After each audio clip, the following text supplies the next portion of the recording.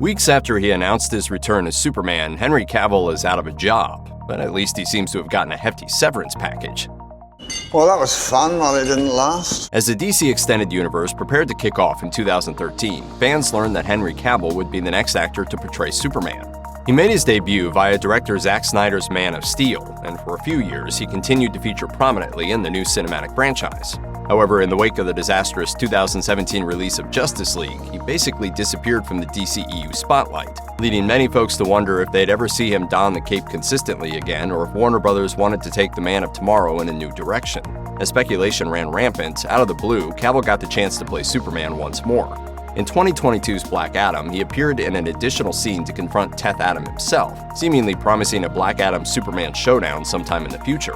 Sadly, as we now know, this isn't going to happen.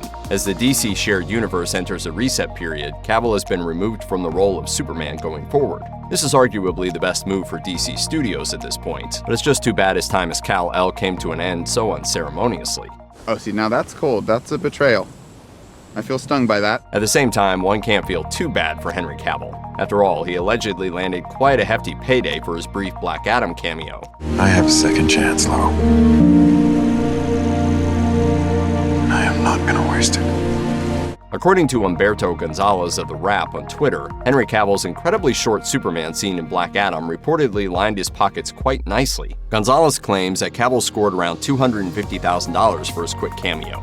That pales in comparison to his payout as Geralt of Rivia, a lead role he's also recently lost for Netflix's The Witcher. Cosmopolitan notes that for the first season, he was paid roughly $400,000 per episode, which was up to over $1 million per episode for season 2. Of course, one has to remember that these numbers were for full episodes, not a scene that clocked in under a minute. Additionally, Gonzalez reveals that Cavill was also paid for one other cameo in a yet unreleased DC Comics-based production. The controversy-ridden Flash from director Andy Muschietti supposedly included a cameo by Cavill as Superman as well. This is said to have netted him an additional $250,000, bringing his recent DC pay up to a staggering $500,000 in total.